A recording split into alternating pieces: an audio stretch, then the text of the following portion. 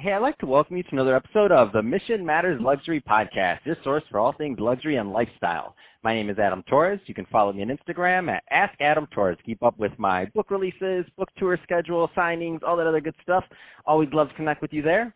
And as always, if you'd like to apply to become a co-author of one of my upcoming books, just head on over to the website, missionmatters.com, and click on Become an Author to apply. All right, so today I have Dr. Robert Shire on the line, and he's Doctor of Chiropractic over at Tru Whole Care. Robert, welcome to the show.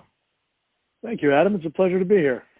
Oh, man, so I love our topic today, and I'm excited to get into this with you. So how unmanaged stress can adversely affect your business, health, and life. A lot of business owners, entrepreneurs, executives listen to this show, including myself, and we all need your help. So I want to get into some tips that you have for us. But before we do, let's talk a little bit more about your practice, Tru Whole Care. Tell us a little bit more about what you do, please.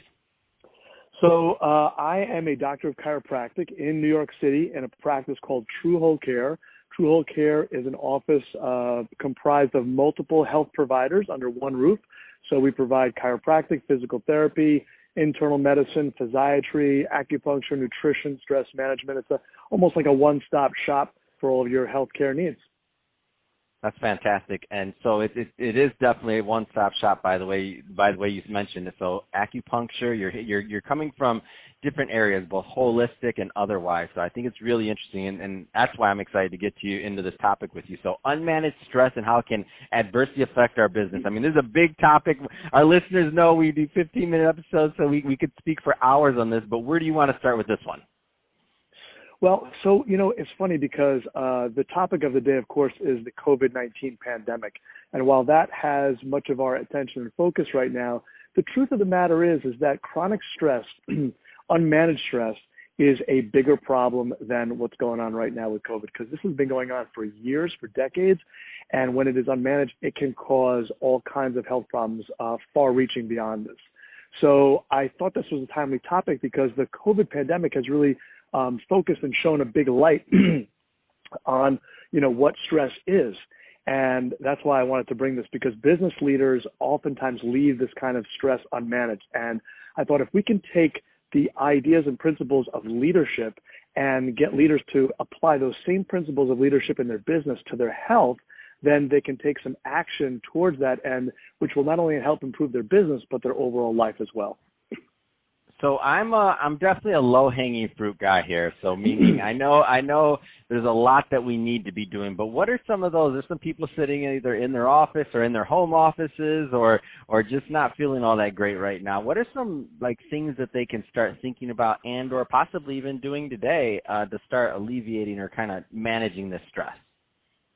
Okay, excellent question. So first, I want everybody and they can do this exercise later, but if you take a piece of paper, draw yourself in the middle, and then you draw spokes outside with circles on the outside, almost like an orbit, and you put your name in the middle, and then write the names of those people who are closest to you, who you love, who are most influential in your life around, just to get presence of the fact that you are the leader of your orbit. And the decisions that you make today about your stress and about your health and well-being will affect not only your own health, but also all those around you.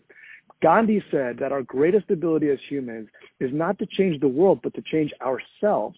So it's that same analogy when you go on an airplane and they do the safety demonstration. You put your oxygen mask on first before you can help anybody else. Now, there are three primary areas of stress that I talk about: how we move, how we eat, and how we think. And the reason I chose those three are because we go back to the study of epigenetics. And I'm not going to get into a whole conversation of epigenetics, but quite briefly, what it studies is that only 10% of our DNA, that is the blueprint, the building blocks of life, is actually inherited from our ancestors. 90%, the overwhelming majority of our gene expression, is controlled by the environment. And most of that is by how we move, how we eat, and how we think. So these are three areas that we actually have an enormous amount of control over on a daily basis to impact our health and our well-being. So you want me to just dive right in here? Yeah, let's dive right in. Let's get into something about how we move and how we think. Let's go a little bit further into that, because I think that's I know I need some help with that right now. Terrific. So let's start off with stress. We have macro and micro stresses, right? Macro stress, most stresses, unless it's an accident, an injury, or trauma, is from an accumulation, right? It's from slow, what we call micro chronic stresses. Now, the big ones for today, for most of us, are either looking down at our cell phones, right, or sitting at our desks looking at computers in that classic hunched over position. And chronic back pain is the most frequent complaint to doctors. 65 million Americans report a recent episode of back pain. It's the sixth most costly condition in the United States. It costs $12 billion a year, and 3 million days of work are lost per year due to back pain. It's just staggering. And, everybody's got some kind of ache or pain. I've been dealing with this for years.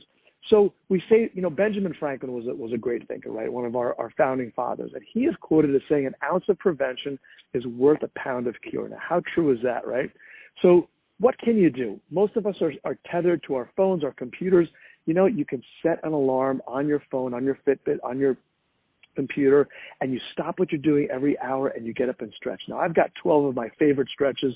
We can't really do them here on the phone. We don't have enough time over this environment, but later on people can reach out to me and I'm happy to share those with them. But getting up, standing and moving, getting the blood circulating, there's so many advantages physiologically. The circulation of the blood, it gets oxygen to the muscles, up to the brain. It increases our energy. It increases our focus. It increases the creativity. And at the same time, it decreases fatigue. It will relieve pinched and pained nerves. It decreases headaches and muscle soreness and brain fog. So just getting up and moving periodically throughout the day can have a tremendous impact on your physical health and your well-being. Where do you find, and I know this is going to vary, obviously, patient to patient, their conditions, a lot of different things. But just for those those entrepreneurs out there working a lot of hours, where do you find that a lot of their problems with stress kind of usually stem from?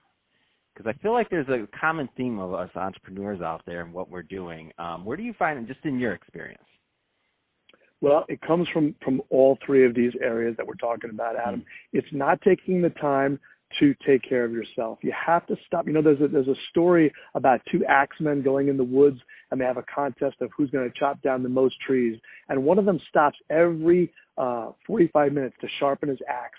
And the one that keeps going, he doesn't chop as much wood because the one that stopped to sharpen the axe, he's resting, he's honing his instrument. If we just take the time to focus on ourselves, the business is going to be there. It's not going anywhere.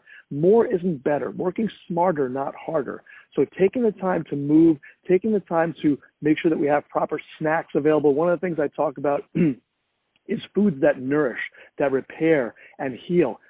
Single ingredient foods, things like nuts, things like hummus, vegetables, proteins, right? These are things that nourish our brain instead of reaching for soda and chips and candy and cookies, which just dump sugar into our bloodstream, leave us at the end of the day feeling depleted and foggy, right? Choose snacks and have them around. Take a minute to prepare ahead of time. Water, H2O, our old friend H2O. This is critical. 75% of the body is water, 85% of the brain. We don't store water, so we have to continuously feed our body water. And coffee and sodas and tea do not cut it. You need to drink plain old H2O, up to about 3 liters a day. Almost 100 ounces is what's recommended. Man, I knew having you on the phone was just going to be like, I'm over here I'm at my desk, I'm looking at this coffee, I'm looking at like this little small thing of water where I swear I'm doing something because I have a little goblet of water. And you're telling me 3 liters. I already knew it. I knew as soon as I had you on. I'm like, oh, man. Well, this is how we remind ourselves, right? Public humiliation. Exactly. We're good. Exactly. No humiliation. Listen, the easy thing about this, Adam, is you can take one thing from each of these categories, apply it today. It's the journey of 1,000 miles begins with one step. So if you take one thing today, if it's just filling up that water bottle a few more times, if it's just choosing some better foods, getting up and moving periodically throughout the day, these are simple things that everybody can do today. It doesn't have to be a big long project. Little things can go a long way. Oh, man, that's awesome. So, Robert, that being said, I could talk to you about this all day long. I want my listeners to be able to reach out to get more of your work, the stretches that you talked about, the exercises, the 12, and to connect with you overall in your practice. So, two-part question.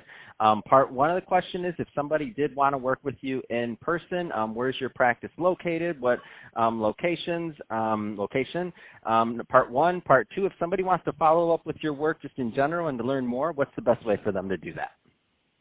So my website is my name, drrobertshire.com. That's DRROBERTSHIRE.com. You can email me at rob@drrobertshire.com. My practice is right in the middle of Midtown Manhattan, 515 Madison Avenue. You can also reach me at the TruWholeCare.com website as well. Fantastic. Well, Robert, been awesome having you on the show today. Appreciate you coming on and sharing some tips for both my listeners and me. And to the audience, as always, thank you for tuning in. Hope you got a lot of value out of this. If you did, don't forget to subscribe to the podcast, leave me a review on the Apple iTunes Store, and if you're watching this on our YouTube channel, Mission Matters Luxury, definitely give that a subscribe, but also leave us some comments on the video. Let us know what kind of projects and things that you're working on. And Robert, thanks again for coming on the show.